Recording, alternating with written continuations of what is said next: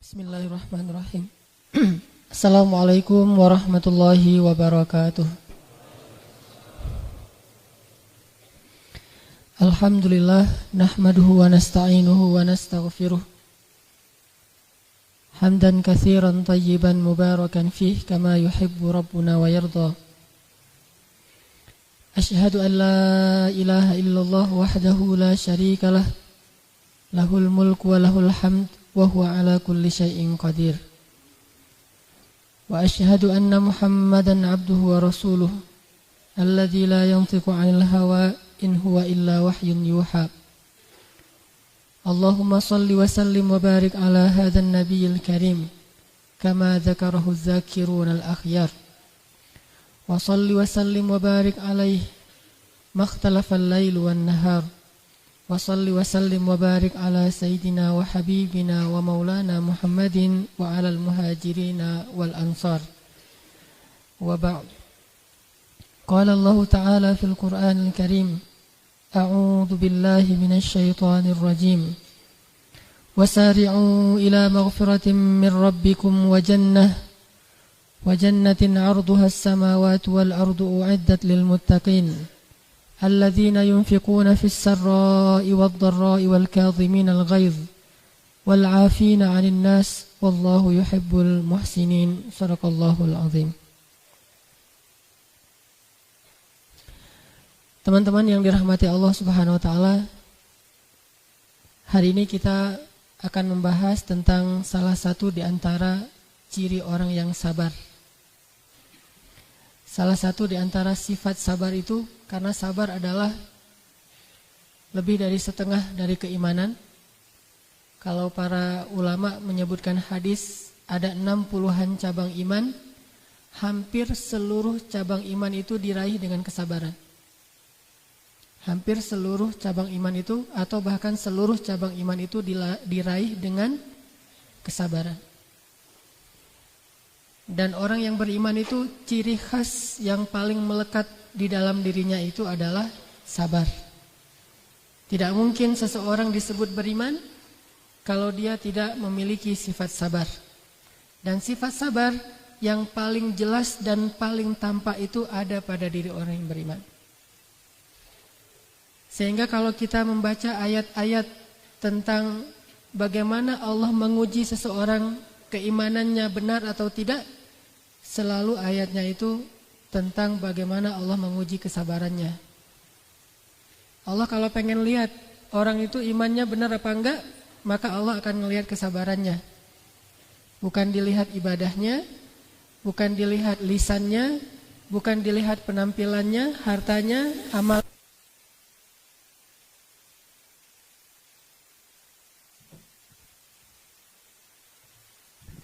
Cek. Allah tidak melihat kepada penampilannya, tidak melihat kepada amal-amal yang sifatnya nafilah atau yang sunnah yang dia lakukan, tetapi Allah melihat kepada kesabarannya. Teman-teman bisa cek nanti, yang paling jelas tuh ada di dalam surat Al-Ankabut 1 lembar pertama. Itu jelas banget. Allah kalau pengen tahu, pengen ngelihat, pengen ngebuktiin seseorang itu imannya benar apa enggak, maka Allah akan mengujinya dan melihat kesabarannya sejauh apa. Sehingga hal yang sangat penting untuk kita pelajari kalau kita pengen jadi seorang mukmin sejati, sampai kita mendapat gelar ulaika humul mu'minuna haqqan, sampai dapat gelar mukmin yang benar. Ulaika humus shadiqun, mukmin yang jujur. Radhiyallahu anhum wa radu'an, Allah ridha kepada mereka dan mereka ridha kepada Allah. Kalau kita pengen ngedapetin gelar ini di akhir hayat kita, dan Allahu a'lam, maka yang harus kita tunjukkan dalam hidup kita itu adalah sifat sabar. Di antara sekian banyak contoh-contoh sifat sabar yang ada di dalam kajian Islam, salah satunya adalah ciri orang yang sabar itu tidak mudah tersinggung, nggak gampang baper. Itu ciri orang yang sabar. Gak semuanya tuh pakai perasaan. Tapi kalau gak pakai perasaan juga susah sih. Tapi jangan berlebihan lah. Karena kalau terlalu ngebaper, nanti lama-lama kita akan jadi orang yang selalu memakai kaca pembesar. Gak pernah pakai cermin. Orang kalau sering pakai kaca pembesar, yang kecil jadi besar kan ya. Yang kabur-kabur jadi jelas. Tapi kalau dia pakai cermin, dia hanya akan melihat dirinya, kekurangannya, sehingga dia bisa memperbaiki dirinya. Salah satu di antara ciri orang yang sabar, yang Allah katakan, ya ayyuhalladzina amanu isbiru. Wahai orang yang beriman, bersabarlah. Perintah Allah untuk bersabar tuh.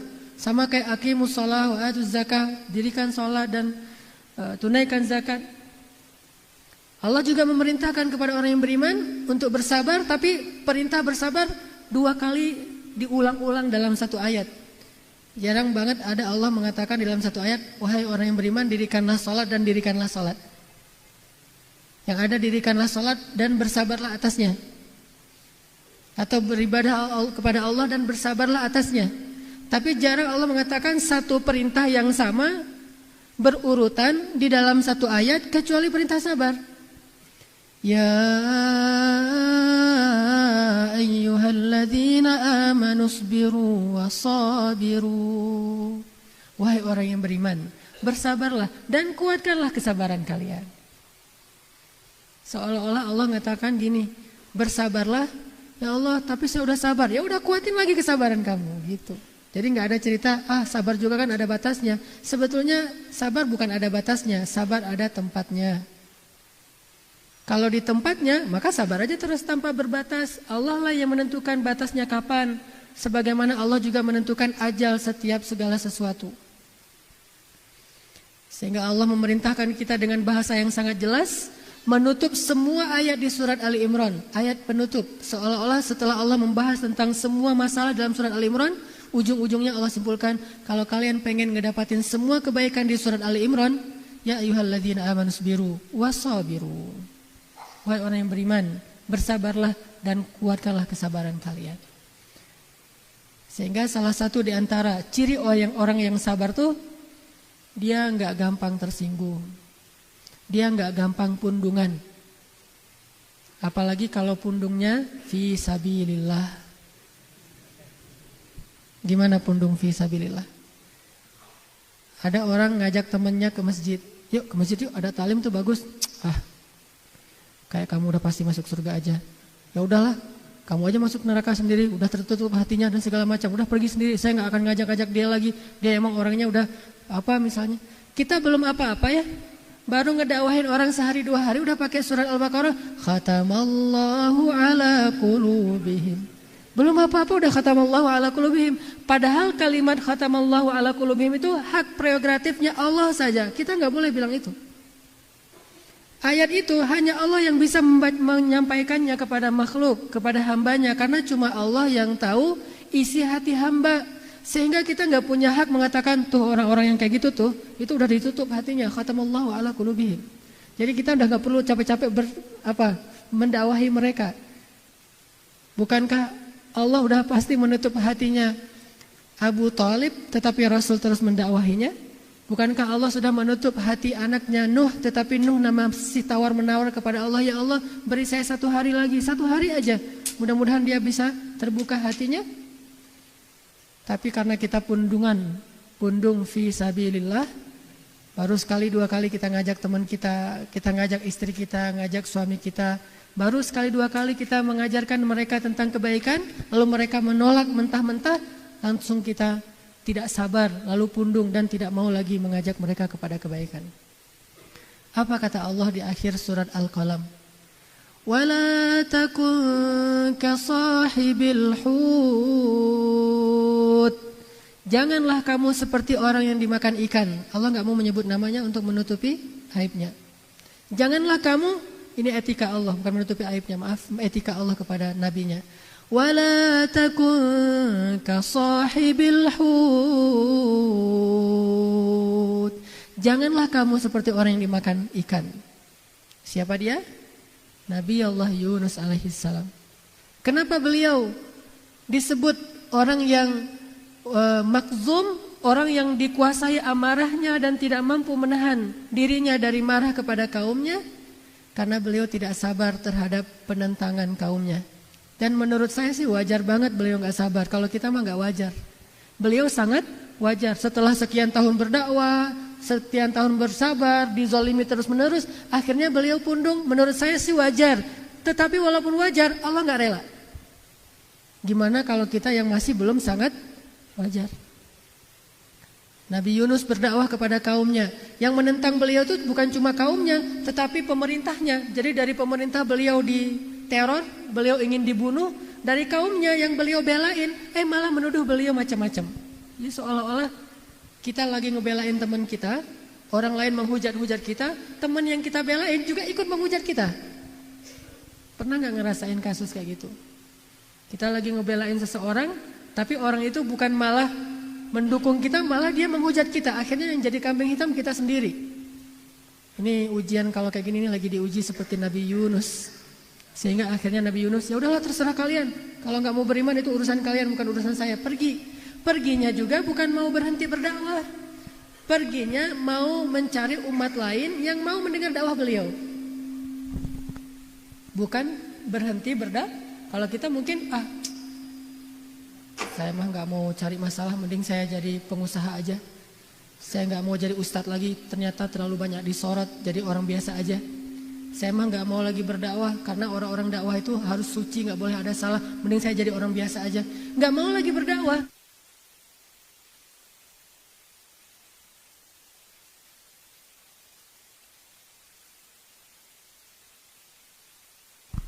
Sabar ya.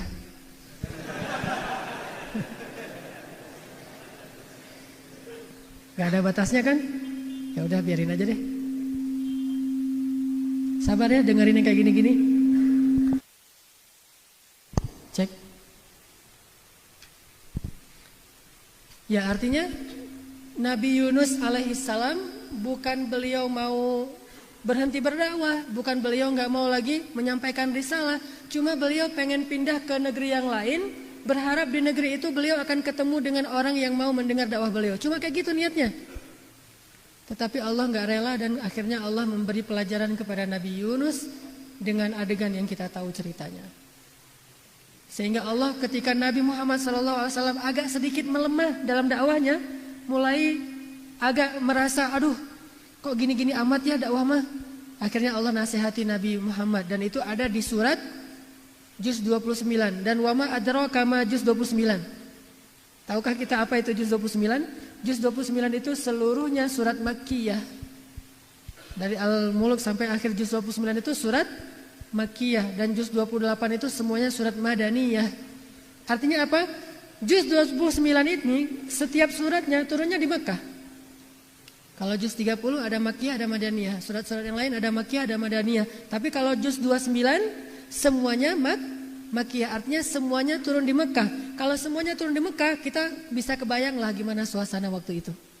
Berarti suasana ketika Nabi dalam keadaan benar-benar diuji oleh Allah dalam awal-awal dakwahnya. Dihujat sana sini, dicaci maki, dicela, difitnah, ditinggalkan orang-orang tercintanya, orang-orang terdekatnya, tinggal sendiri, jatuh miskin, disiksa fisiknya, perasaannya dan seluruhnya dalam kondisi yang melemah kayak gitu.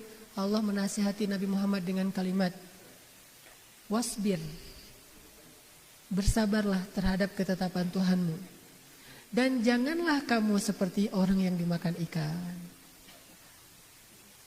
Coba teman-teman buka deh surat Al-Qalam surat 68 biar kita tilawah dulu. Buka surat Al-Qalam surat 68.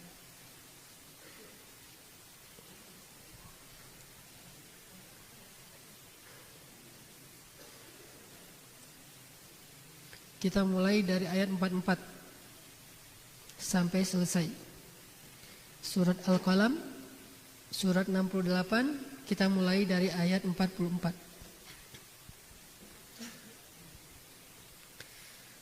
A'udzu A'udzu billahi minasy syaithanir rajim. Silakan.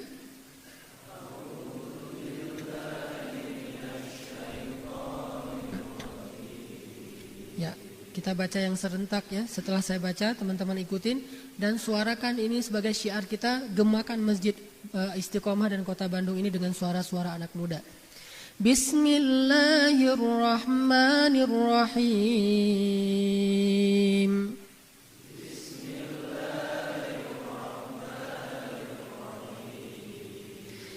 فذرني ومن يكذب بهذا الحديث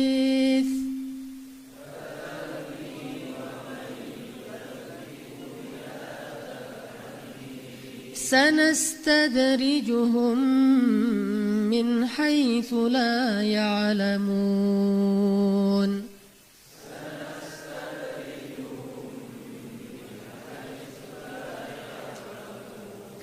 وأملي لهم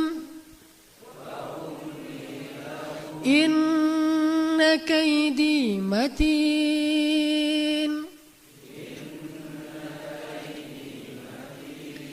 أم تسألهم أجرا فهم من مغرم مثقلون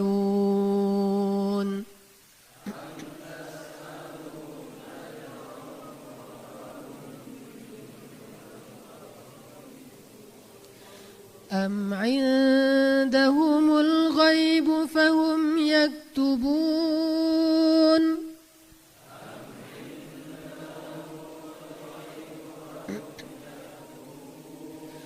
فاصبر لحكم ربك ولا تكن كصاحب الحوت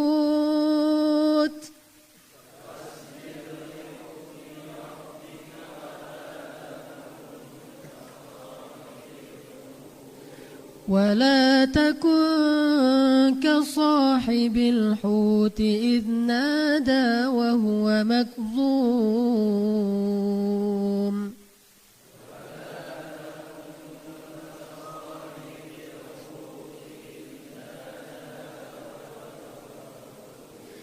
لولا أن تداركه نعمة من ربه لنبذ بالعراء وهو مذموم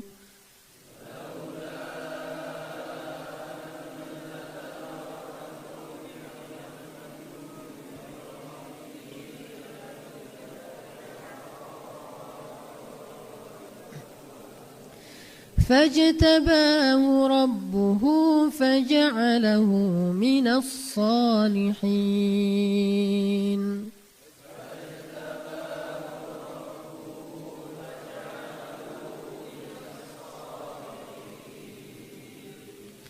Maka serahkanlah wahai Muhammad kepadaku urusan orang-orang yang mendustakan perkataan ini atau Al-Quran.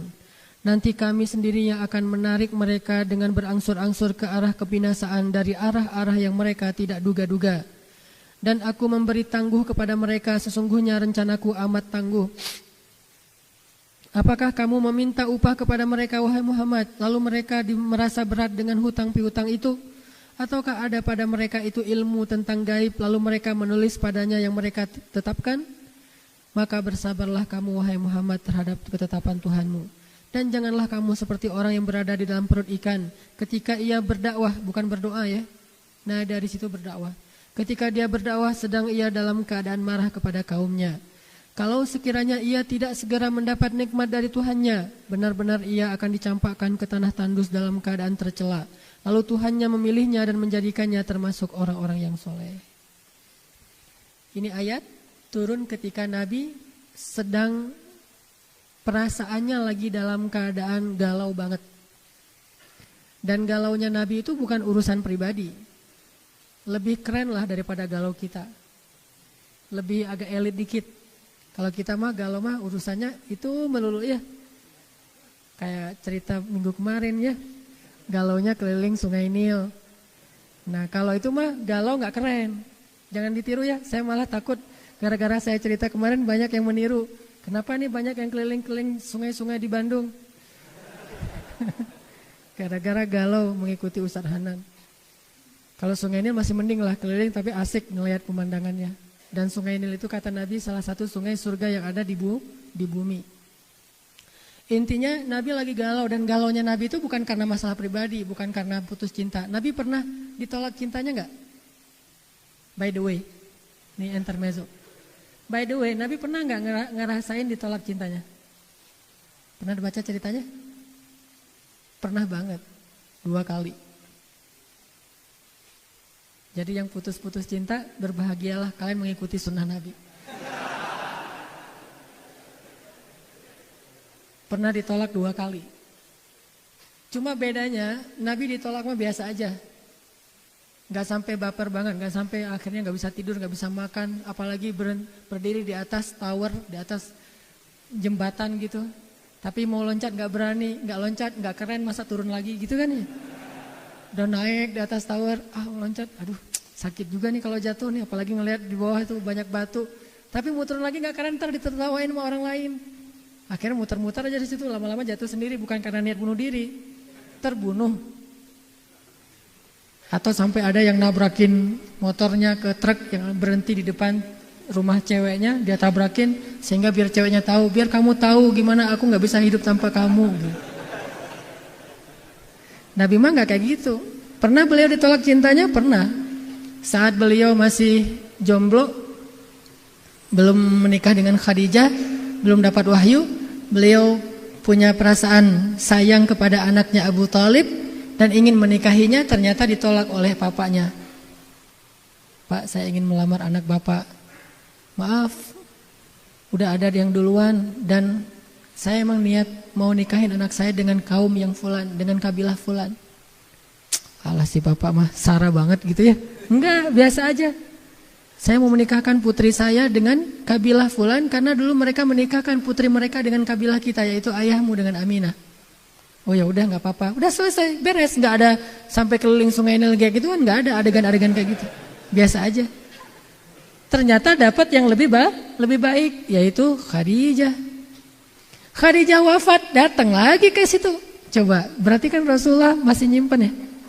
Dan itu manusiawi, nggak salah, walaupun nggak sampai ada perasaan yang macam-macam. Secara manusiawi banget, naluri banget gitu.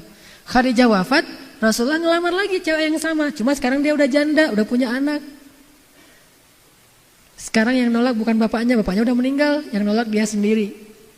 Dia bilang, ya Rasulullah, siapa sih yang tidak ingin menjadi istrimu? Tetapi saya bingung.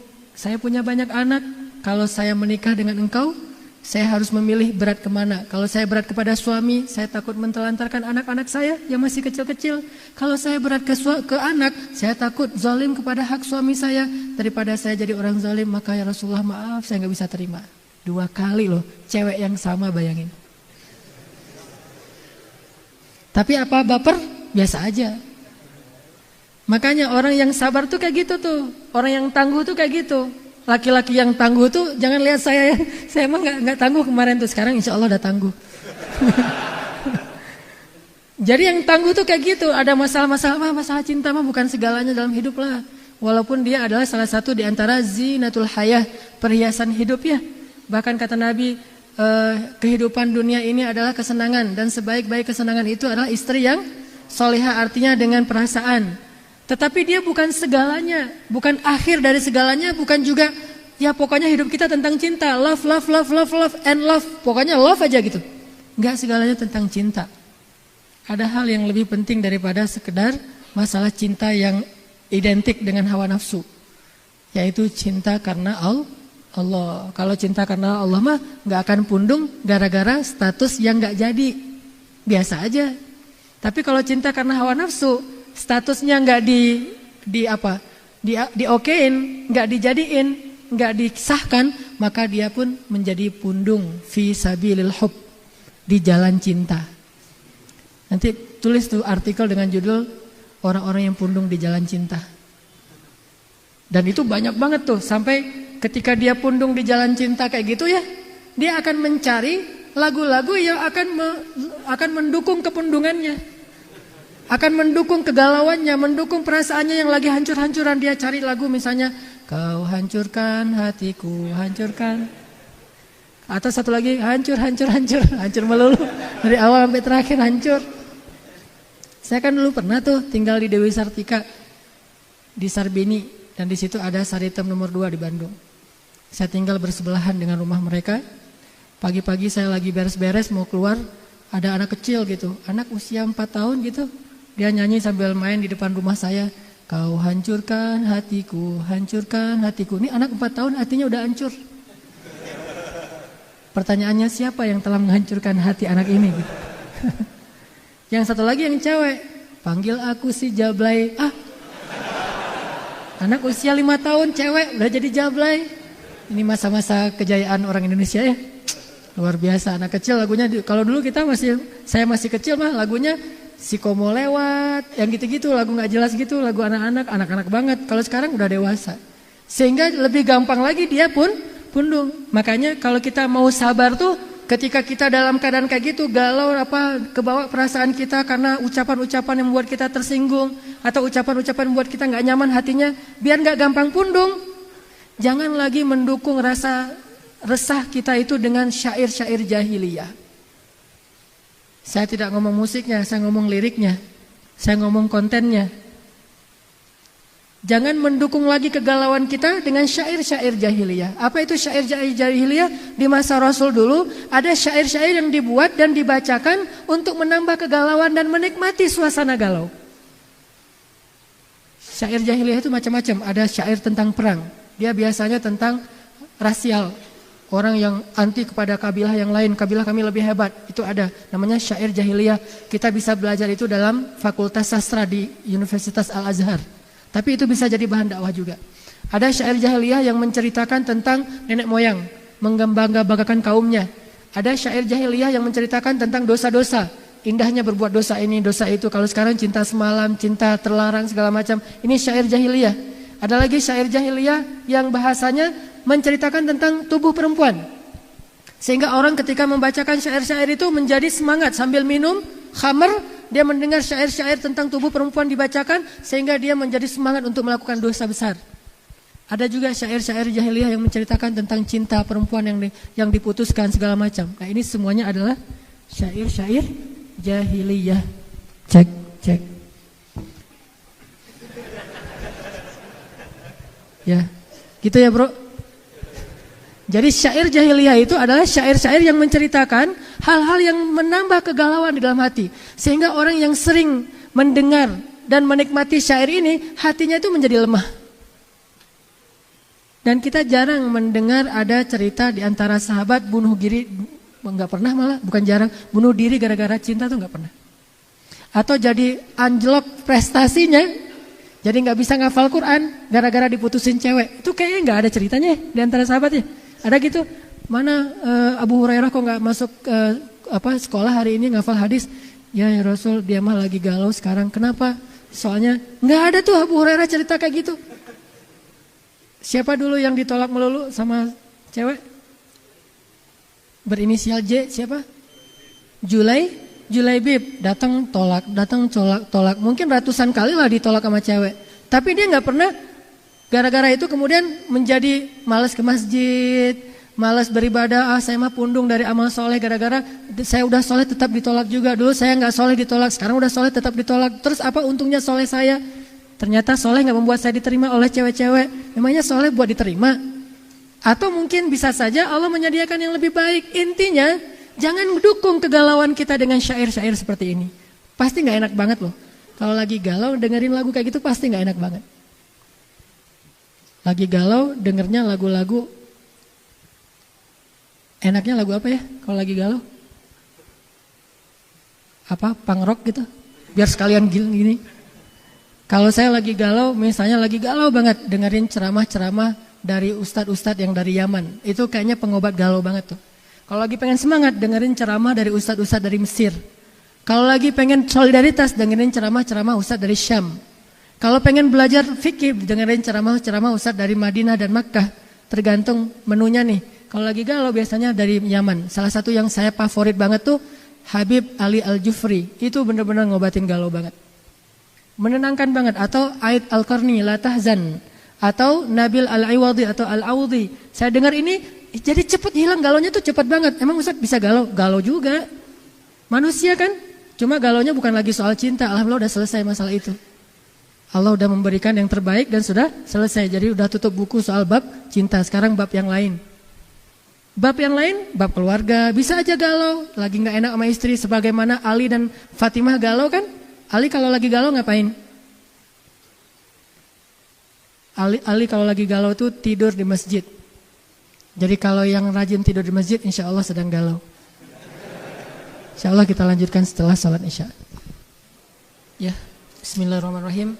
Teman-teman yang dirahmati Allah Subhanahu wa taala.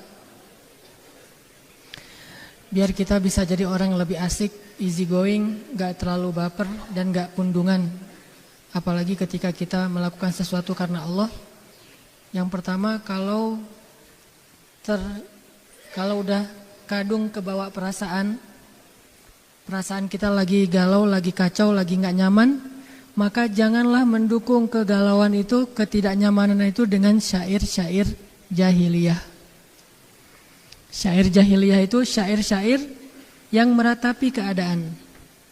Ucapan-ucapan atau lirik-lirik yang membuat kita semakin merasa bisa menikmati ketidaknyamanan kita, menikmati kegalauan kita, menikmati rasa sakit hati kita. Kalau zaman dulu tuh kan ada lagu-lagu apa tuh tahun 60-an yang masih tahu, lagu Teluk Bayur gitu-gitu. Yang diputerin di bus-bus kalau lagi perjalanan luar kota tuh. Itu kan makin membuat kegalauan. Atau masa-masa tahun 90-an tuh ada slow rock dari Malaysia yang galau abis gitu kan. Atau kalau zaman tahun 80-an saya masih SD mah Isabella gitu kan ya. Isabella adalah, wah itu mah galau banget tuh kalau udah dengar lagu itu. Atau makin kesini tuh makin banyak galaunya tuh, makin kurang bersyair emang. Syairnya udah gak disebut syair lagi, tapi udah lebih plan-plan, lebih jelas gitu. Kalau dulu kan masih dirangkai syair-syair lagunya. Kalau sekarang mah orang udah malas mikir. Jadi syair-syairnya tuh apa adanya aja, yang penting mengungkapkan bahwa dia sedang galau banget. Apalagi lagu-lagu sekarang tuh saya udah gak terlalu banyak hafal. Kalau saya hafalnya udah banyak yang versi-versi Arabnya. Sejak saya di Mesir banyak dengar lagu-lagu Arab. Lagu Arab juga galau sih sebetulnya, sama-sama galau gitu. Namanya jazz Arab gitu ya. Jadi sama aja. Kalau kita sering dengar lagu kayak gini dalam keadaan galau, itu makin galau. Bahkan dengerin lagu kayak gini nggak galau aja bikin galau sebetulnya. Kita lagi biasa-biasa aja sih, nggak ada masalah gitu. Tapi pas dengar lagu itu, kok hari ini saya jadi nggak enak gini ya, karena kebawa gitu. Liriknya bukan musiknya. Kalau musiknya instrumen segala macam atau lagu-lagu yang sifatnya membangun, yang sekedar hiburan, maka itu nggak masalah. Bahkan para sahabat juga bernyanyi sebetulnya, dan bahkan Ali pernah bernyanyi di dalam masjid. Bernyanyi di dalam masjid di masa Abu Bakar As-Siddiq. Rasulullah udah wafat. Ali duduk dalam masjid bernyanyi, bersenandung gitu, tapi nggak pakai alat musik, hanya dengan akapela gitu. Tiba-tiba seorang sahabat menegur, "Ya Ali, kenapa kamu bernyanyi? Ini kan rumah Allah dalam masjid." Apa kata Ali? "Sesungguhnya saya melakukan hal yang sama di masa Rasul dan Rasulullah membiarkan." Artinya boleh, cuma nggak boleh jadikan tempat nyanyi. Cuma kalau bernyanyi sesekali kayak ngegumang gitu, kecil-kecil sendiri gitu nggak masalah. Sampai sahabat itu kalau dalam berjihad, menggali parit khandak itu nyanyi kan? Yang salah satu yang ngebangkitin semangat mereka apa? Dengan syair-syair yang membangun semangat. La in qa'adna wa nabiyyu ya'malu fadzaka minnal 'amalul mudallalu la 'isha illa 'ishal akhirah Allahumma arham ansar wal muhajirah. Dinyanyiin rame-rame sambil ngangkat batu menggali parit khandak. La in qa'adna wa nabiyyu ya'malu. Artinya apa? Kalau kita duduk-duduk aja, Nabi sendiri bekerja. Fadzaka minnal amalul mudallalu. Kalau gitu kita malu-maluin diri kita sendiri. La 'isha illa 'ishal akhirah. Gak ada kebahagiaan kecuali di akhirat. Allahumma arham ansar wal muhajirah. Ya Allah rahmati orang ansar dan muhajirin. Diulang terus, semangat kerjanya, gak kaku. Artinya mereka menyemangati diri mereka ketika lelah, satu dengan sholat. Ketika Nabi bilang kepada Bilal, arihna bis sholah ya Bilal, istirahatkan kami dengan sholat ya Bilal. Tapi jangan berhenti di situ. Banyak orang kalau ngebahas cuma segitu doang. Jadi taat doang tapi nggak asik. Bacalah cerita tentang menggali parit Khandaq itu yang utuh. Sehingga nanti ada adegan menggali parit Khandaq, ada adegan orang ngangkat batu nggak kuat akhirnya ketimpa batu itu sendiri. Ada yang nggak punya alat untuk ngangkat batu yang kecil-kecil akhirnya dia pakai jubahnya. Ada yang adegan sholatnya yang mengistirahatkan mereka. Tapi juga ada adegan hiburan. Salah satu di antara mereka punya inisiatif buat syair spontan, kan orang Arab mah bisa spontanitas buat syair kayak orang berpantun gitu. Jadikan irama musik, kemudian dinyanyikan yang lain rame-rame, semuanya pada tersenyum, semangat lagi bekerja. Jadi bisa, musik itu bisa membuat kita lebih kuat dari kegalauan, tapi pilih yang benar-benar bisa membangkitkan semangat kita dalam kebaikan. Kayak misalnya kalau pengen jadi orang yang istiqomah, ghuraba, ghuraba, ghuraba, ghuraba. Itu lagu yang kalau bagi saya tuh, buat saya kalau lagi merasa sendiri, jadi semangat lagi gitu. Yang dulu kita pas teman-teman yang pernah ikut hiking bareng dulu ke Ciwidey, pas kita naik dan turun, siapa vokalisnya dulu? Mana vokalisnya? Oh ini dia nih. Vokalisnya dari naik sampai turun, lagunya gimana Pev? Masih ingat lagunya? Lagu apa? Allahu ghayatuna, Allah tujuan kami. Itu dari naik sampai turun tuh lagi sampai kita bareng-bareng nyanyi. Hal-hal yang kayak gini nih nyanyian, musik, bahkan pakai alat pengeras suara gitu. Dan ini semuanya sesuatu yang bisa meredam rasa galau kita. Sehingga sahabat itu ketika mereka lagi dalam keadaan tegang, mereka bernyanyi. Ketika mereka dalam perjalanan ke perang Khaybar itu perang yang termasuk salah satu perang yang sulit banget, mereka bernyanyi. Tapi lagu-lagu yang dipilih itu membangkitkan semangat. Kalau orang Hamas di Palestina, gimana lagunya? Hey hey hey hey hey hey hey hey. Kan lagunya tuh lagu perang gitu ya, lagu semangat gitu. Kita juga di Indonesia bisa gitu, tapi dibentuk dalam akustik misalnya.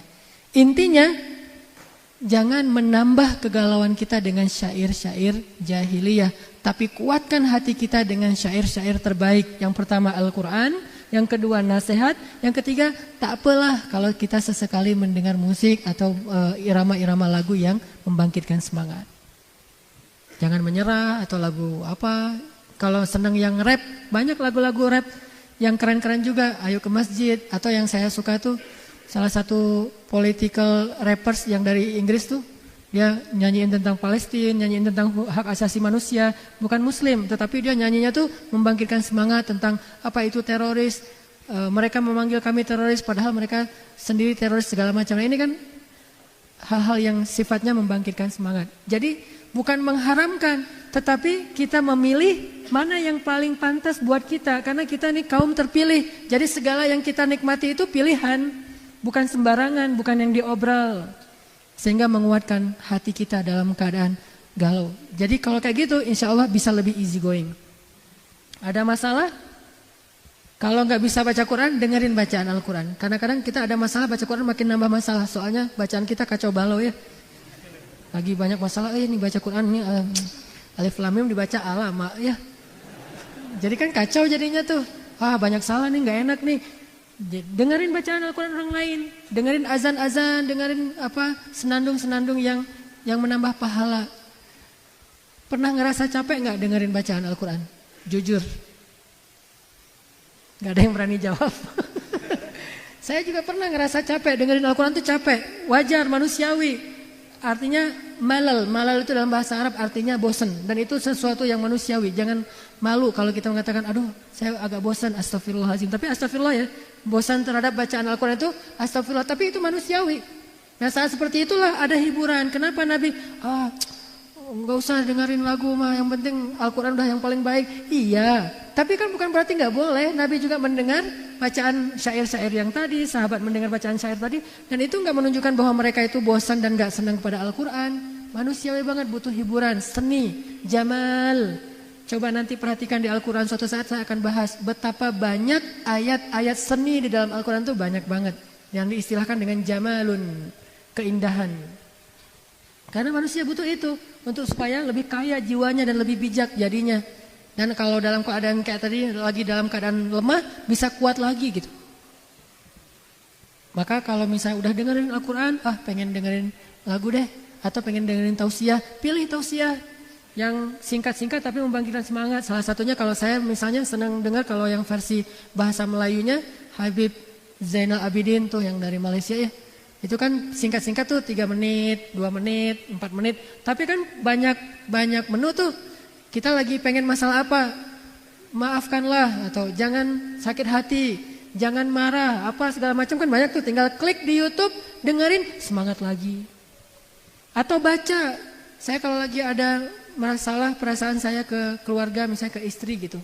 Dari mana saya tahu hadis tentang 70 kali seorang suami harus bersabar kepada istri? Dari ketika saya galau. Ketika saya lagi galau masalah istri mungkin ada yang gak enak gitu, ada percekcokan, ada permasalahan, beda pendapat dan itu wajar setiap keluarga ngalamin. Saya langsung nge-browsing di internet. Nasihat Nabi kepada suami. Bukan nasihat Nabi ke istri, itu makan nambah galau tuh. Kita lagi sebel sama istri, kita cari istri solehah menurut Al-Quran dan Sunnah. Aduh, itu makin galau banget tuh. Kalau kita yang galau, cari solusi buat kita, bukan untuk orang yang kita galauin. Makanya yang saya search di Google tuh nasihat Nabi kepada para suami. Pakai bahasa Arab, pakai bahasa Indonesia. Kalau yang bisa bahasa Arab lebih banyak lagi tuh keluarnya tuh.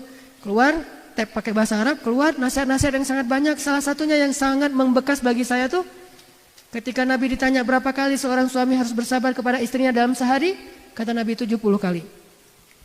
Akhirnya saya ngitung, istri saya nyebelin saya sekali, baru sekali, baru 10 kali, baru 20 kali misalnya. Tapi alhamdulillah gak pernah lebih dari 5 kali dalam sehari. Berarti kan masih jauh, gak perlu tunggu sampai 70 kan.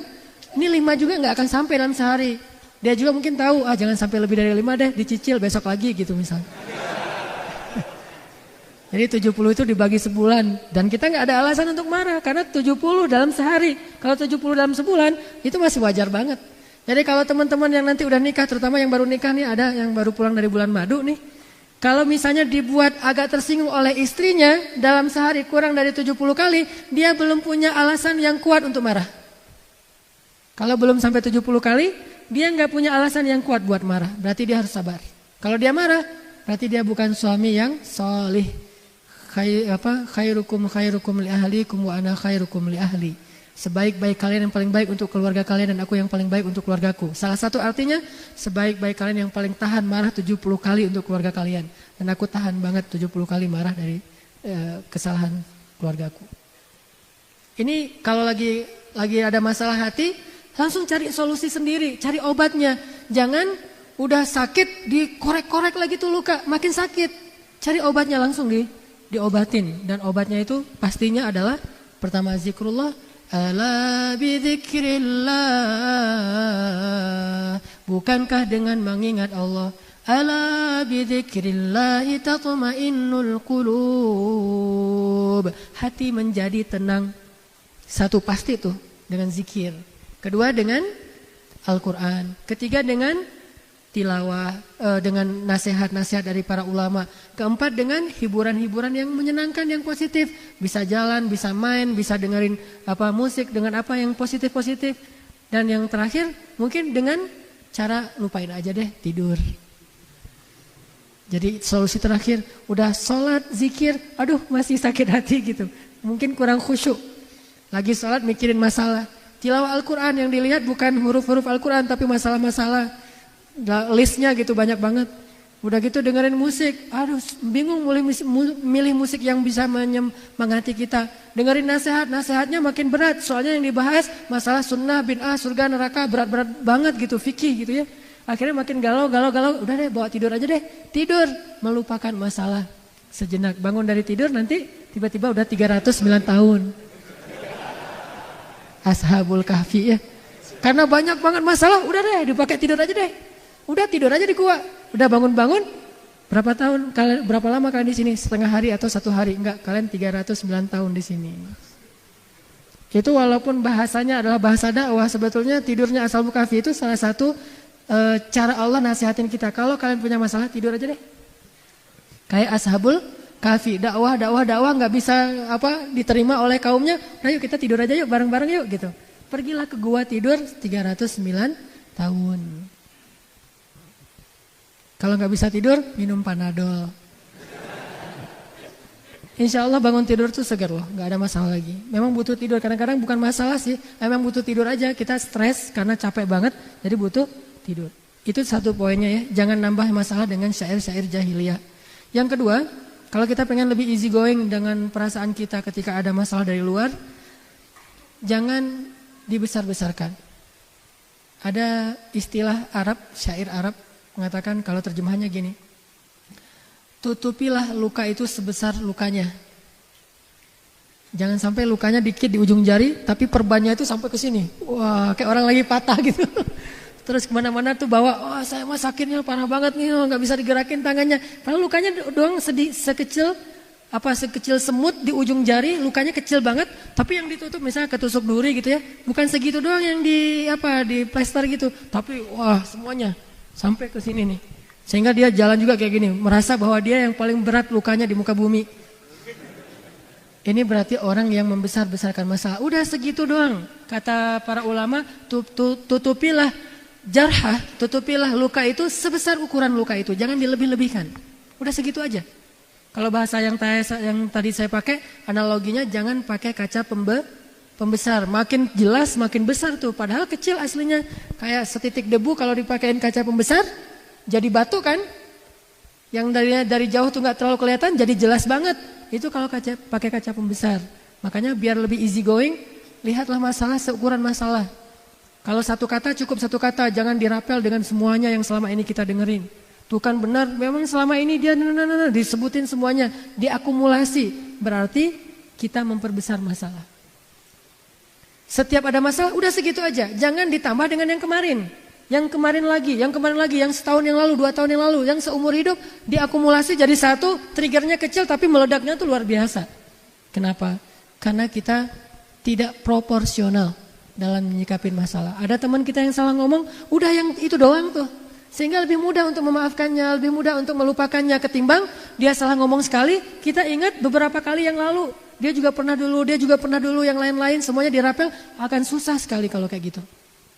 Maka lihatlah masalah seukuran masalah. Jangan dilebih-lebihkan. Jangan hiperbola. Jangan lebay. Mungkin poin kedua itu artinya jangan lebay. Ini poin kedua. Dan yang terakhir, yang ketiga, biar kita lebih easy going dari ucapan orang, dari sikap orang lain. Cobalah belajar, ajari telinga kita untuk ikhlas. Ajari telinga kita untuk ikhlas. Apa maksud telinga kita untuk ikhlas? Maksudnya telinga kita ini belajar mendengar sesuatu itu karena Allah, bukan karena kita, bukan karena orang lain. Kalau karena kita hanya mau mendengar sesuatu yang menyenangkan hati kita. Kalau karena orang lain, kita mendengar orang-orang yang menurut kita respect, menurut kita orangnya keren. Kalau misalnya orangnya kita sebel, kita nggak mau dengar. Tapi dengarlah karena Allah. Kalau karena Allah, asalkan itu kebaikan dan kebenaran, kita terima dari siapapun, dari musuh sekalipun. Apa kata Nabi? Terimalah kebaikan walaupun keluarnya dari mulut seorang budak Habasyah. Artinya bukan karena siapa yang ngomong, bukan seperti apa ucapannya, tetapi intinya adalah kebaikan, dengarkan saja. Dan itu bukan mengkritik kita, itu justru sesuatu yang baik buat kita. Nahnu ahaqqu bihadza. Kaum muslimin lebih berhak menerima kebaikan ini daripada orang lain. Sehingga terima kebaikan itu dari siapapun. Enggak boleh sombong. Jangan sampai kita mengingkari kebenaran dan kebaikan hanya gara-gara kebenaran dan kebaikan itu keluar dari orang yang menurut kita lebih rendah daripada kita. Jangan sampai kita menolak suatu kebaikan hanya gara-gara kebaikan itu ditampakkan oleh orang yang menurut kita nggak baik. Menurut kita nggak baik, padahal belum tentu menurut Allah kayak gitu. Jangan sampai seorang istri menolak nasihat dari suaminya yang menurut istrinya suaminya belum menjadi seorang suami yang soleh. Jangan sampai seorang suami menolak kebaikan dari istrinya karena hanya berpikir istrinya belum taat kepada suaminya. Terimalah kebaikan dari siapapun, bahkan dari mulut seorang budak Habasyah atau dari musuh sekalipun. Budak Habasyah itu agamanya bukan agama Islam. Bukan agama Islam, budak pula dan bukan orang Arab. Jadi secara status sosial di masyarakat Arab itu jauh beda dengan orang Arab, Quraisy, Ahlul Bait. Tetapi tetap diterima yang namanya kebaikan dari siapapun juga. Kita belajar dari semua orang, kita menerima kritik dari semua orang, Nggak ada cerita saya seorang guru maka saya nggak boleh dikritik oleh muridnya. Bahkan seorang nabi pun dikritik oleh para sahabat dan beliau nggak marah. Siapa sahabat yang pernah mengkritik nabi? Habis-habisan kritiknya. Umar masuk Islamnya belakangan lagi tuh. Kalau Abu Bakar masih mending, kalau Khadijah masih mending. Ini Umar yang masuk Islamnya tuh setelah Nabi berdoa lama baru masuk Islam. Yang di masa jahiliyahnya pernah minum khamar, dosanya macam-macam. Ngeritik Nabi, ya Rasulullah, keras suaranya di depan Nabi. Sampai Allah sendiri yang menurunkan ayat, ya ayyuhalladzina amanu la tarfa'u aswatakum fawqa sautin nabi. Janganlah kalian mengangkat suara kalian di hadapan Rasul melebihi suara Rasul. Tapi Rasul gak marah. Allah yang mengajari mereka etika, tetapi Rasul nggak jadi baper gara-gara itu. Kenapa? Karena kalau itu emang niatnya baik, Umar berpendapat bukan karena marah ke Rasul. Umar berpendapat walaupun dia nggak setuju dengan Rasul, itu pasti karena Allah. Umar setuju dan nggak setuju, itu karena Allah. Kenapa? Karena Umar itu zahir dan batinnya sama. Zahir dan batinnya sama. Kalau dia zahir nggak setuju karena Allah, berarti batinnya juga gitu. Nggak ada munafik dalam, nggak ada dzi wajhain. Tidak ada bermuka dua di dalam diri Umar bin Khattab. Dia orangnya terus terang gitu. Sehingga Rasulullah paham banget karakter Umar. Umar mah karena dia gak setuju, pasti gak setujunya karena Allah, bukan karena dia gak enak sama saya, karena dia ada masalah-masalah yang enggak. Pernah Umar dengan Abu Bakar tuh kayak gitu. Abu Bakar ngusulin sesuatu, Umar bilang, menurut saya gak kayak gitu ya Rasul. Baper Abu Bakar, tersinggung, gak easy going. Akhirnya Abu Bakar bilang, Umar, kamu kayaknya seneng banget beda sama saya ya, kata Abu Bakar.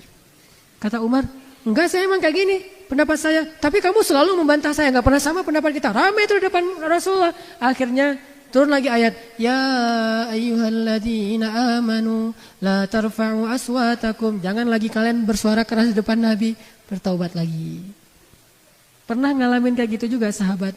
Insaniyatus sahabah, sisi-sisi manusiawinya para sahabat. Tapi ketika mereka udah paham, Umar pernah dikritik lebih keras dari ini. Tapi nggak sampai membawa perasaan. Ketika Umar jadi Amirul Mukminin, khalifah presiden, bayangin yang mengkritiknya seorang mantan budak Bilal bin Rabah. Ngebantah terus. Umar ngeluarin satu undang-undang, dibantah sama Bilal. Umar ngeluarin keputusan presiden, dibantah sama Bilal. Pokoknya Bilal ini ngebantah Umar aja terus. Sampai Umar bilang ini apa? Kata Umar, ya Allah aku berlindung kepadamu dari Bilal. Sampai ngomong gitu coba. Saking kerasnya bantahan Bilal kepada Umar. Sampai Umar bilang, ya Allah aku berlindung kepadamu dari Bilal. Tapi Umar gak marah sama Bilal. Cuma udah gak tahan lagi gitu. Saking terus menerus gitu. Dalam keadaan bertubi-tubi terus menerus. Deketan lagi waktunya. Terus aja Bilal ngebonjokin Umar. Sampai Umar terpojok banget. Sampai Umar bilang, ya Allah aku berlindung kepadamu dari Bilal. Ini artinya mereka mah orangnya easy going banget. Pernah Umar di depan para jamaah habis sholat, kan zaman dulu mah presiden, dia juga ulama, dia juga imam sholat ya. Habis ngimamin sholat, Umar berdiri kemudian mengumumkan satu pengumuman. Gara-gara ada pengaduan dari salah seorang perempuan, dari seorang laki-laki yang ngadu dia jomblo, udah tua masih jomblo. Ditanya sama Umar, kenapa kamu masih nggak jomblo? Kamu jomblo fisabilillahnya Istiqomah dan Al-Latif ya gitu. Kata dia, enggak, saya mah enggak jomblo, bukannya enggak mau nikah, bukan terlalu selektif. Tetapi mahar-mahar perempuan sekarang mahal-mahal, wahai Amirul Mukminin. Saya bukan orang kaya, enggak sanggup membayar mahar perempuan. Walaupun hadisnya sebaik-baik perempuan yang paling murah maharnya, tetapi namanya manusia kadang-kadang menganggap dirinya, saya kan keren, jadi mahar saya mah 2 miliar gitu misalnya. Saya aja suka bercanda sama istri saya, karena bercanda doang sih enggak serius. Anak saya menurut saya adalah bidadari saya, my angel gitu. Jadi saya bilang ke istri saya, nanti mahar dia tuh paling murah 4 miliar ya. Saya 3 miliar, kamu setengah miliar, dia setengah miliar. Jadi saya dapat 3 miliar gitu-gitu. Jadi dicandain, maharnya mahal-mahal. Kalau teman-teman pergi ke Mesir, orang Mesir itu rata-rata nikahnya di atas 35 tahun. Kenapa? Sukses dulu baru bisa nikah, saking mahalnya mahar orang Mesir. Makanya saya nggak punya istri orang Mesir. Maharnya mahal banget. Apa maharnya? Harus punya 1 bungalow, mobil, kemudian emasnya itu sampai ditaruh dari ujung pergelangan tangan tuh sampai di siku tangan, penuh berapa kilogram, setengah kilo. Ngadulah nih seorang sahabat ke Umar, ya Amirul Mukminin, sekarang maharnya terlalu mahal dan segala macam, saya tidak bisa menikah. Akhirnya Umar menjadi marah karena dia presiden, dia tinggal ngubah hukum aja. Ketika dia selesai sholat dia katakan, wahai kaum muslimin, mulai sekarang saya akan buat peraturan bahwa mahar tidak boleh melebihi sekian dinar. Siapa yang selama ini maharnya sudah melebihi sekian aturan yang saya buat, maka kembalikanlah kepada laki-laki yang membayar mahar. Sebutlah misalnya 1 dinar. Siapa yang selama ini dapat mahar lebih dari 1 dinar, maka dia kembalikan sisanya kepada suaminya atau laki-lakinya. Seorang sahabiat mengangkat tangan, perempuan, dari belakang, dan itu kelihatan. Artinya masjidnya masih belum ada pembatas. Baru ada pembatas masjid di zaman masjid dalam Islam itu akhir-akhir ini. Dulu di zaman Rasul, di zaman sahabat nggak ada pembatas laki-laki dan perempuan, hanya perempuan agak belakangan biar beda dengan laki-laki. Lalu dia mengangkat tangan. Umar mengatakan, ada apa? Dia mengatakan, ya Amirul Mukminin, bagaimana engkau akan mengatakan sesuatu yang bertolak belakang dengan Al-Quran? Gimana maksud kamu? Allah berfirman dalam Al-Quran, setelah kamu memberikan mahar kepada istri-istrimu, janganlah kamu mengambil lagi mahar itu dengan jalan apapun. Inginkah kamu mengambil api neraka ke dalam perutmu? Akhirnya Amirul Mukminin dimarahin sama perempuan itu. Apa kata Umar? Banyak orang yang lebih fakih daripada Umar bin Khattab. Coba, nggak baper kan? Easy going kan? Banyak orang yang lebih ngerti agama daripada saya. Ya udah, saya tarik lagi, nggak jadi peraturannya. Coba, presiden coba, bisa kayak gitu. Namanya kebenaran, terima aja. Kalau emang kita salah, kenapa kita mau gaya-gayaan? Ngakuin aja kesalahan kita. Udah, akhirnya tarik lagi peraturannya, nggak jadi. Sesungguhnya siapa yang memurahkan mahar, maka itu baik. Yang sudah mahal ya udahlah gitu. Jadi kayak gitu peraturannya. Jadi nggak tegas gitu peraturannya. Awalnya tegas banget, tiba-tiba jadi toleran. Siapa yang memurahkan maharnya, maka dia itu kebaikan. Siapa yang mahal, itu mah terserah. Sampai kayak gitu. Terjadi lagi di zaman Abdullah bin Mas'ud. Mungkin sebagian ibu-ibu udah pernah dengar ceritanya. Ada seorang sahabat, saya lupa namanya. Dan kalaupun saya ingat, mungkin gak perlu disebutkan juga namanya. Karena ini salah satu adegan yang lucu. Ada seorang sahabat jadi kayak gubernur gitu di sebuah wilayah Islam. Namanya dulu mungkin masih sedikit ulama, jadi dia gubernur, dia ulama juga. Masyarakat minta fatwa kepada gubernur. Datang kepada gubernur, Pak, saya mau minta fatwa seorang laki-laki dengan istrinya. Fatwa apa? Gini Pak, saya itu minum susu istri saya, kata dia. Terus gimana nih status saya sebagai suami? Apakah jadi terputus sehingga saya jadi anak susu dari istri saya? Coba gitu pertanyaannya. Ini pertanyaan fikih ya, ini bukan vulgar. Emang kayak gitu ceritanya. Saya minum susu istri saya, sehingga apakah dengan demikian saya sudah menjadi anak susuan? Kalau jadi anak susuan kan berarti saya udah gak jadi suami dia lagi, jadi anak susuan. Beda statusnya gitu. Sahabat ini bingung. Akhirnya dia, oh iya, kalau gitu kamu udah jadi anak susuan dia, berarti kalian sudah cerai nih, udah gak bisa lagi. Kalian jadi ibu dan anak. Oh gitu ya? Ya gitu. Kayak seorang ustadz ditanya gak tahu dalilnya, asal jawab aja gitu. Udah ya gitu. Akhirnya karena udah dibilang kayak gitu, dia pulang dengan sedih suami istri. Ya kita mah jadi anak sama ibu ya gitu. Masih mending saya kan adik kakak, ini mah anak ibu. Statusnya lebih pahit lagi tuh, itu udah sakit banget tuh statusnya. Sakitnya tuh di mana-mana gitu. Melihat istrinya, dulu manggilnya Yayang, Bebeb apalah istilahnya ya. Sekarang manggilnya Bu, Yana gitu. Enak banget tuh, gara-gara salah fatwa. Udah difatwain gitu, akhirnya pulang sedih, udah gak bisa lagi apa-apain, bukan lagi suami istri, udah sedih banget. Tiba-tiba berita ini terdengar ke seorang sahabat di Madinah, dia ahli Al-Quran namanya Abdullah bin Mas'ud. Yang hafal 1 juz hanya dengan sekali dengar langsung hafal. Ilmunya banyak banget, Abdullah bin Mas'ud. Abdullah bin Mas'ud mendengar ini langsung mengatakan, Innalillahi wa inna ilaihi raji'un. Ini musibah. Langsung dia pergi ke negeri itu, dia memperbaiki keadaan di sana. Dia langsung datang ke gubernurnya. Apa yang sudah kamu fatwakan? Kata dia, emang masalahnya apa? Ada yang bertanya, katanya ibu susu dan segala macam. Ya emang kayak gitu. Nah mana dalil kamu? Nggak tahu, menurut saya sih kayak gitu. Coba. Dimarahin sama Abdullah bin Mas'ud. Di depan pejabat-pejabatnya, di depan pegawainya, di depan orang banyak dimarahin terus, kata Abdullah bin Mas'ud. Sekarang kamu umumkan lagi yang sebaliknya. Kenapa? Karena Rasulullah bersabda, sesungguhnya batasan menyusui yang menjadikan dia anak susunya itu hanya 2 tahun. Di atas usia 2 tahun itu tidak jadi darah dan daging. Udah minum aja sesukanya. Nggak masalah gitu. Hanya di bawah 2 tahun yang berstatus jadi anak susuan. Di atas 2 tahun nggak jadi anak susuan. Oh gitu, saya nggak pernah dengar hadisnya. Makanya jangan berfatwa sembarangan. Wah, repot kan? diundang lagi semua masyarakatnya yang udah tahu fatwa itu, termasuk orang tadi. Wahai kaum muslimin, saya salah. Nih jiwa besar nih seorang pemimpin, easy going, nggak baper. Wahai kaum muslimin, saya salah, maafkan saya. Sesungguhnya manusia bisa bersalah. Jadi ada reason gitu, cari justifikasi. Manusia juga bisa bersalah. Dan mulai sekarang jangan pernah lagi kalian menanyakan fatwa kepada saya. Tanyalah kepada orang ini, Abdullah ibnu Mas'ud. Tidak halal saya mengeluarkan fatwa selama orang ini masih hidup. Akhirnya orang yang tadi pegangan tangan lagi. Ya kita jadi suami istri lagi. Jangan terlalu ngebawa perasaan. Udah kalau emang itu benar, terima aja. Akuin saja bahwa kita salah. Apa ruginya kita mengakui salah? Bukankah Allah memaafkan kesalahan? Yang rugi kalau kita nggak mengakui kesalahan, kita nggak akan pernah mengubah kesalahan kita menjadi kebaikan.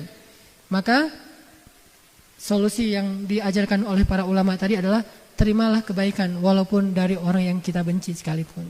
Mudah-mudahan kita bisa ngamalin ilmu yang sedikit ini dalam kehidupan kita sehari-hari. Dan menjadi orang yang lebih taat dan lebih asik dalam kehidupan bersama dengan orang-orang yang kita cintai. Yuk kita tutup dengan sama-sama berdoa. Bismillahirrahmanirrahim. Alhamdulillahirabbil alamin. Hamdan katsiran tayyiban mubarakan fih. Allahumma shalli wa sallim wa barik ala sayyidina Muhammadin wa ala alihi wa sahbihi ajma'in. Ya arhamar rahimin. Ampunkanlah dosa-dosa kami ya Allah. Ampunkanlah kesalahan-kesalahan kami ya Allah. Maafkanlah kekeliruan dan kesilapan kami ya Allah. Kami akui bahwa kami banyak salah dan dosa ya Allah. Gak mungkin kami menutup keburukan-keburukan dan dosa kami di hadapan-Mu ya Allah. Meskipun kami mengingkarinya, Engkau Maha tahu dan bahkan Engkau lebih teliti daripada hitung-hitungan kami ya Allah. Engkau Maha mengingat semua kesalahan kami sejak kami balik sampai hari ini. Berapa kali kami sudah meninggalkan sholat ya Allah. Berapa kali kami mengabaikan azan subuh. Berapa kali kami melakukan maksiat. Berapa kali kami menegup minuman-minuman yang Engkau haramkan. Berapa kali kami menyentuh kulit-kulit yang telah Engkau haramkan dengan syariat-Mu. Berapa kali kami membantah orang tua. Berapa kali kami mencela orang lain. Berapa kali kami mengambil hak orang lain. Engkau Maha tahu banyak sekali salah-salah kami ya Allah. Banyak sekali dosa-dosa kami ya Allah. Lebih banyak yang tidak kami sadari dosa-dosa kami daripada yang kami sadari ya Allah. Kami akui semua itu dan maafkanlah kami ya Allah. Kepada siapa kami akan meminta maaf kalau bukan kepada Engkau ya Allah. Siapa lagi yang bisa mengampuni dosa-dosa kami kalau bukan Engkau ya Allah. Kami sadari bahwa dosa-dosa itulah yang menyulitkan hidup kami ya Allah. Kami sekarang tahu bahwa dosa-dosa di masa lalu kami itu membuat kami tidak tenang ya Allah.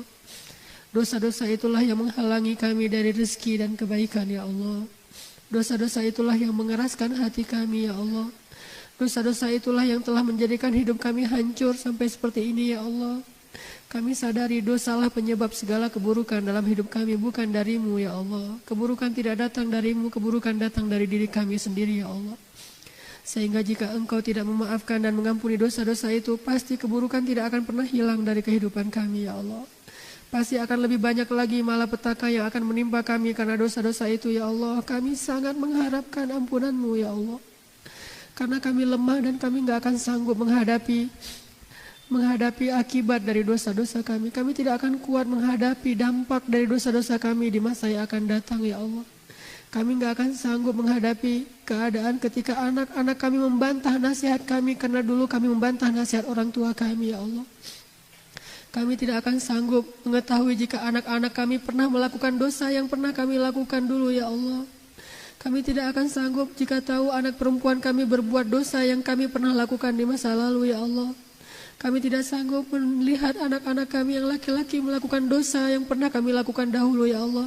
Kami tidak kuat untuk menerima dampak dari dosa-dosa kami sendiri ya Allah. Kami tidak sanggup ya Allah. Maka maafkanlah kami ya Allah. Untuk menebus dosa itu dengan amal soleh pun kami belum sempurna ya Allah. Masih kurang banget amal-amal kami ya Allah. Please ya Allah, maafkanlah kesalahan kami ya Allah. Jika Engkau tidak mengampuni dosa kami, pasti kami akan rugi dunia dan akhirat. Dan jika Engkau menutup pintu taubat dan ampunan-Mu, ke pintu mana lagi kami harus memohon taubat dan ampunan selain pintu rahmat-Mu ya Allah. Ya Arhamar Rahimin, ampunkanlah dosa-dosa kami ya Allah, ampunkanlah kesalahan-kesalahan kami ya Allah, hapuslah catatan amal buruk kami ya Allah, janganlah Engkau menghisap kami dan menyulitkan hisap kami dengan buruknya amal kami itu ya Allah. Janganlah Engkau menghalangi kami dari husnul khatimah karena lisan kami sering berbohong ya Allah, karena lisan kami sering berdusta ya Allah, karena lisan kami sering mengucapkan kalimat-kalimat yang buruk ya Allah. Janganlah Engkau jadikan kami orang yang bangkrut di akhirat ya Allah, karena kezaliman kami kepada saudara kami ya Allah. Ampunkanlah dosa-dosa kami ya Arhamar Rahimin. Engkau melihat bagaimana kami bersungguh-sungguh setiap pekan datang ke rumah-rumahmu ini, duduk dalam majelis-majelis ilmu-Mu, karena kami ingin memperbaiki diri kami sendiri ya Allah. Meski kami tidak tahu apakah kami akan seperti ini sampai akhir hayat kami ya Allah. Engkau yang maha tahu masa depan, tetapi kami berharap kebaikan dari-Mu, walau dengan sedikit amal yang baru kami lakukan ya Allah. Ya Arhamar Rahimin, Ya Tawwab, Ya Tawwab, Tub alaina, terima taubat kami ya Allah. Jadikanlah kami orang-orang yang taubatan nasuha. Janganlah Engkau kembalikan kami kepada dosa-dosa itu ketika kami menjadi lemah, ketika kami tidak kuat menghadapi ujian-ujian keimanan dari-Mu, sehingga kami kembali ke belakang sebagaimana orang-orang yang munafik kembali ke belakang. Ya Allah, sabbit qulubana, tetapkan hati kami dalam ketaatan ya Allah. Tetaplah hati kami dalam amal saleh seberat apapun ujian yang Engkau timpakan kepada kami ya Allah. Jangan Engkau jadikan kami orang-orang yang menyerah dan pundung dari kebaikan-kebaikan karena kami tidak mendapatkan penghargaan dari manusia ya Allah. Jadikanlah kebaikan yang kami lakukan hanya kami niatkan mencari ridha-Mu ya Allah. Jangan biarkan kami menjadi lemah dalam beramal saleh hanya gara-gara mengharapkan balasan dari manusia ya Allah. Kuatkanlah iman dan hati kami dalam ketaatan. Tetapkanlah keistiqomahan kami ya Allah, dalam keadaan senang dan dalam keadaan susah, dalam keadaan kaya dan dalam keadaan miskin, dalam keadaan lemah dan dalam keadaan kuat. Ya Allah, tetapkanlah hati kami. Ya Arhamar Rahimin, kami tahu Engkau tidak akan menerima iman seseorang sebelum Engkau menguji dan melihat kesabarannya. Dan kami merasa sejak kami hijrah, ujian yang Engkau berikan kepada kami belumlah mampu menunjukkan bukti keimanan kami. Belum ada apa-apanya ujian yang kami alami dibandingkan ujian yang pernah Engkau berikan kepada para sahabat-sahabat Nabi-Mu ya Allah. Sehingga kami mungkin sadar suatu saat Engkau akan menguji kami lebih berat dari ini untuk melihat keimanan kami. Saat itu terjadi, kuatkanlah keimanan kami ya Allah. Janganlah Engkau jadikan kami orang yang gagal dan kalah karena menghadapi ujian itu ya Allah. Kami tahu suatu saat Engkau akan menguji kami lebih berat lagi untuk melihat keimanan kami. Engkau juga akan mungkin menguji kami untuk menggugurkan dosa-dosa kami karena kurangnya amal kami. Dan itu adalah janji-Mu ya Allah, kami yakin kepada janji-Mu. Maka kuatkanlah kesabaran kami ketika kami harus menghadapi ujian itu ya Allah. Dosa kami teramat banyak ya Allah. Amal-amal kami sangat sedikit ya Allah, sehingga satu-satunya cara untuk menggugurkan dosa-dosa itu adalah dengan ujian-ujian dari-Mu ya Allah. Kuatkanlah kami menghadapi ujian-ujian itu ya Allah. Kami memohon perlindungan kepada-Mu dari ujian yang tidak sanggup kami pikul ya Allah. Engkau maha tahu batas kemampuan kami ya Allah. Engkau telah menguji orang-orang yang jauh lebih soleh dan lebih tulus imannya kepada-Mu di antara para sahabat. Engkau telah menguji para anbiya yang jelas-jelas sudah beriman kepada-Mu dan tidak punya dosa. Siapa kami yang tidak akan Engkau uji padahal dosa kami menumpuk di masa yang lalu ya Allah. Pasti Engkau akan menguji kami suatu saat nanti meskipun kami tidak siap saat ini ya Allah. Maka kuatkanlah hati kami jika kami harus menghadapi ujian itu ya Allah. Jika di antara kami hari ini ada yang sedang Engkau uji keimanannya, ujian fisiknya, ujian hartanya dan ujian perasaannya, kuatkanlah kami ya Allah menghadapi dan melewati ujian ini. Bukankah Engkau berjanji ala inna nasrullahi qarib? Bukankah pertolongan Allah itu sudah dekat? Ya Allah, dekatkan pertolongan-Mu kepada kami ya Allah. Jangan biarkan kami berputus asa di tengah perjalanan ujian ini ya Allah. Ya Allah, kuatkanlah hati orang tua kami dalam mendidik anak-anaknya. Kuatkanlah hati kami dalam mendidik anak-anak kami. Kuatkanlah hati suami-suami kami dalam memimpin istrinya. Kuatkanlah hati istri-istri kami dalam mentaati suaminya. Ya Arhamar Rahimin, jika kami lapar, jadikanlah lapar kami sebagai penggugur dosa kami di masa lalu. Ya Arhamar Rahimin, jika kami sedih, jadikanlah kesedihan kami penggugur dosa kami di masa yang lalu. Ya Arhamar Rahimin, jika kami sakit, jadilah sakit kami sebagai penggugur dosa kami di masa yang lalu. Ya Arhamar Rahimin, jika kami merasa khawatir, jadilah kekhawatiran kami sebagai penggugur dosa kami di masa yang lalu. Ya Arhamar Rahimin, jadikan setiap musibah dan ujian dalam hidup kami penggugur dosa kami di masa yang lalu, dan kuatkanlah kesabaran kami ya Allah. Ya Arhamar Rahimin, kepada siapa kami harus mengadu dan curhat kecuali kepada Engkau yang Maha Tahu keadaan hamba-Nya. Kami ini lemah, kami ini fakir, kami ini tidak ada apa-apanya di hadapan-Mu ya Arhamar Rahimin. Semua kami punya masalah sendiri-sendiri. Seandainya semua masalah ini kami adukan kepadamu, sedikit pun tidak akan menyulitkanmu ya Allah. Yas'aluhu man fis samawati wal ardh kulla yawmin huwa fi sya'n. Setiap hari Engkau sibuk mengurus hamba-hambamu. La ta'khudhuhu sinatun wa la nawm. Uruslah kami ya Allah, peliharalah kami dan bimbinglah kami ya Arhamar Rahimin. Ya Arhamar Rahimin, sempurnakanlah iman kami, sempurnakanlah iman kami dengan ilmu. Janganlah Engkau jadikan kami menjadi orang-orang yang bingung dalam menentukan yang baik dan yang buruk. Ajarkanlah kami apa yang kami tidak mengerti ya Allah. Ya Arhamar Rahimin, ajarkanlah kami rasa syukur. Ajarkanlah kami cara bersyukur terhadap nikmat-Mu ya Allah. Seperti Engkau mengajarkan rasa syukur kepada Luqmanul Hakim padahal dia seorang budak ya Allah. Ajarkan kami untuk selalu mengingat-ingat kebaikan-kebaikan orang lain kepada kami, bukan kejahatan mereka ya Allah.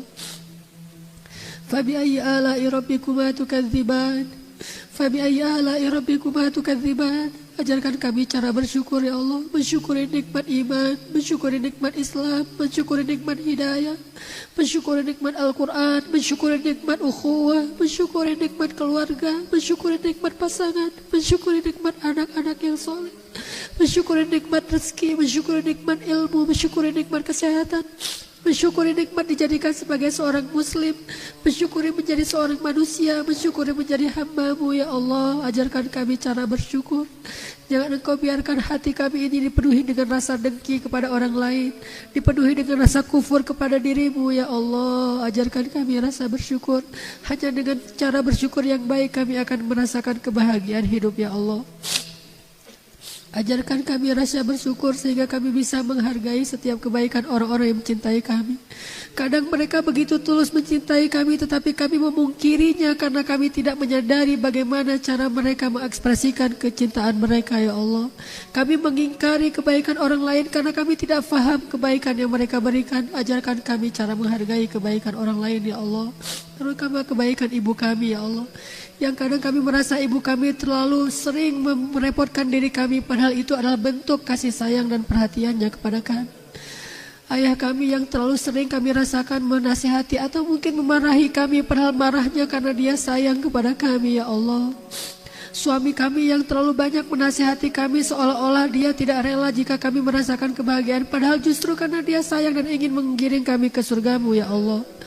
Ajarkan kami cara menghargai kebaikan dari orang lain ya Allah. Ya Arhamar Rahimin, berilah pertolongan-Mu kepada kaum muslimin di seluruh dunia, kepada kaum muslimin di Suriah, kepada kaum muslimin di Palestina, kepada kaum muslimin di Yaman, kepada kaum muslimin di Rohingya. Ya Arhamar Rahimin, hanya doa-doa yang naik ke hadapan-Mu inilah yang bisa kami lakukan untuk menolong dan memberi perhatian kepada saudara kami di seluruh dunia ya Allah. Kami bermunajat kepadamu untuk pertolongan saudara-saudara kami yang sedang dikepung oleh orang-orang yang memusuhi agamamu di Palestina ya Allah. Ya Allah, rahmatilah para syuhada kami, anak-anak kami yang mati dalam keadaan dizolimi, putri-putri kami yang tertindas, perempuan-perempuan kami yang dilecehkan, orang tua kami yang disakiti. Ya Allah, saudara-saudara kami yang terusir dari rumahnya, tolonglah mereka ya Allah. Dan jadikanlah kami orang yang jauh lebih bisa bersyukur karena keadaan kami jauh lebih baik daripada keadaan mereka ya Allah. Jadikanlah kami salah satu di antara penolong-penolong agama-Mu ya Allah. Ya Allah, bantulah dakwah kaum muslimin di Indonesia ya Allah. Bantulah dakwah kaum muslimin di Indonesia ya Allah. Berikanlah hidayah-hidayah-Mu kepada pemuda-pemuda Indonesia ya Allah. Berikanlah hidayah-hidayah-Mu kepada pemuda Bandung ya Allah. Berikanlah hidayah-Mu kepada perempuan-perempuan, pemuda dan pemudi Indonesia ya Allah. Jadikanlah kami para pemuda ini sebagai awal dari kebangkitan Islam di Indonesia ya Allah. Jadikanlah kami agen-agen dakwah penerus perjuangan Rasul-Mu ya Allah. Jangan Engkau biarkan kami sibuk dengan urusan pribadi kami dan mentelantarkan hak-hak agama kami ya Allah. Jadikanlah kami para kesatria-kesatria Islam. Jadikanlah kami para pejuang-pejuang Islam. Sebagaimana Engkau menghijrahkan Umar dari musuh menjadi pembela-pembela Islam ya Allah. Lahirkanlah dari tulang sulbi kami para mujahidin ya Allah, orang-orang yang akan meneruskan perjuangan Khalid ibn Walid ya Allah, Salahuddin al-Ayyubi. Lahirkanlah dari rahim-rahim istri kami seorang pemimpin-pemimpin yang adil ya Allah, sebagaimana lahir dari ibunya Musa, sebagaimana lahir dari rahim-rahim para sahabiat, seorang laki-laki yang bernama Umar bin Khattab yang adil, lahir dari rahim seorang perempuan, seorang laki-laki yang bernama Ali bin Abi Thalib, Nuruddin Zinki. Ya Allah, perbanyaklah orang-orang soleh seperti itu di Indonesia ya Allah. Seorang ulama yang soleh, seorang pemimpin yang soleh, seorang yang kaya yang soleh, seorang yang miskin yang soleh, seorang anak muda yang soleh, seorang perempuan yang solehah. Perbanyaklah orang soleh di antara kami ya Allah. Kami rindu keadaan di negeri kami seperti Madinah di masa Rasulullah SAW. Kami rindu melihat masjid-masjid kami dipenuhi oleh anak-anak muda ya Allah. Kami rindu ingin melihat perempuan-perempuan kami menutup auratnya dengan rasa malu ya Allah. Kami rindu melihat seorang ayah mendidik anaknya datang ke masjid ya Allah. Kami rindu suasana Madinah di masa Rasul, Madinah di masa Umar bin Abdul Aziz, atau keadaan kaum muslimin di masa Nuruddin Zinki. Ya Arhamar Rahimin, terimalah doa-doa kami ya Allah, meskipun masih kurang sekali amal-amal kami.